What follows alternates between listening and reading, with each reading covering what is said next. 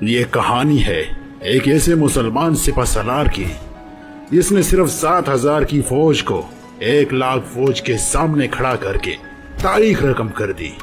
ایسے سپہ سالار کی کہانی ہے جس نے جیسے ہی سمندر پار کیا تو اپنی تمام کشتیاں جلا دی جن میں وہ 7,000 فوجی لے کے آیا تھا۔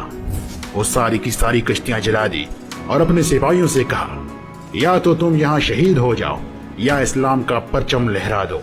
دوستو اس سپہ سالار کا نام طارق بن زیاد ہے۔ بسم اللہ الرحمن الرحیم۔ السلام علیکم ورحمۃ اللہ وبرکاتہ۔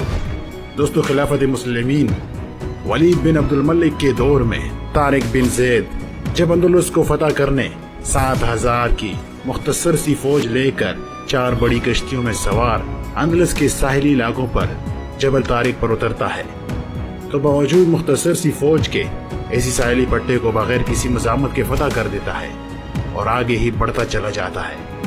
اس وقت اندلس پر جس بادشاہ کی حکومت تھی وہ عیسائی تھا اور عربی تاریخوں میں اس کا نام لیزرگ لکھا جاتا ہے اور انگریز گورے اس کو ریڈار کے نام سے یاد کرتے ہیں۔ جب بادشاہ نے یہ دیکھا تو اپنے سپہ سالار تدبیر کے ساتھ 30,000 کی فوج کو تمام ساز و سامان اور ہتھیاروں سے آراستہ کر کے میدان میں بھیج دیا اور دونوں فوجوں کا مقابلہ ہوتا رہا۔ پے در پے کئی لڑائیاں ہوئی اور ہر موقع پر تدمیر اور اس کی فوج کو شکست کا منہ دیکھنا پڑتا ہے۔ ان 7,000 نے ان کے حوصلے پشت کر دیے۔ آخرکار تنگ آ کر بادشاہ کو کہتا ہے کہ یہ قوم جس سے ہمیں سبق پڑا ہے معلوم نہیں کہاں سے آئی ہے، آسمان سے نازل ہوئی ہے یا زمین سے ابلی ہے، لہٰذا اس کے سوا کوئی چارہ نہیں کہ آپ خود اس کی سرکوبی کے لیے آئیں۔ دوستو بادشاہ ریڈارک نے 70,000 کی فوج کو اپنے ساتھ لیا اور اس طرف کا رخ کیا۔ اس پہلی فوج کے ساتھ مل کر اس کی تعداد تقریباً 1,00,000 ہو گئی جو تمام ہتھیارات سے لیس تھی۔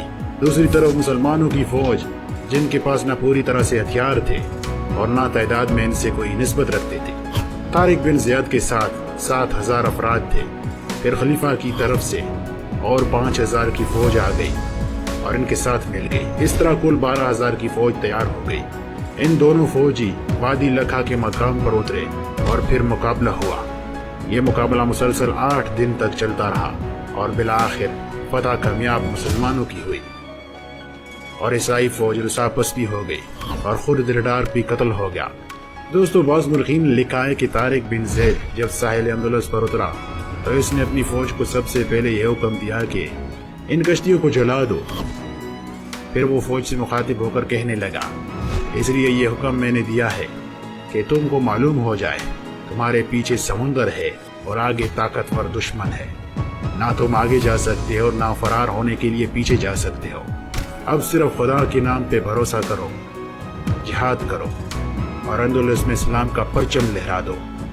دوستو اس وقت طارق بن زید کا ایک جملہ بہت ہی مشہور ہو گیا تھا جس میں اس نے ہنستے ہوئے اپنی تلوار پر ہاتھ رکھا اور کہا کہ ہر ملک ہمارا ہے کیونکہ وہ ہمارے اللہ کا ملک ہے۔ دوستو ہمیں غور کرنا چاہیے کہ وہ کون سی طاقت تھی جس نے مسلمانوں کو فتح سے ہمکنار کیا اور ان کی سربلندی اور عزت عطا کی۔ یہ صرف ایمانی قوت و طاقت تھی، اللہ پر اعتماد و توکل کی برکت تھی اور تعلق مالی کی کرشمہ سازی تھی۔ اللہ تعالیٰ سے دعا ہے کہ اللہ تعالیٰ مجھے اور آپ کو اور پوری امت مسلمہ کو کامل مومن بنائے۔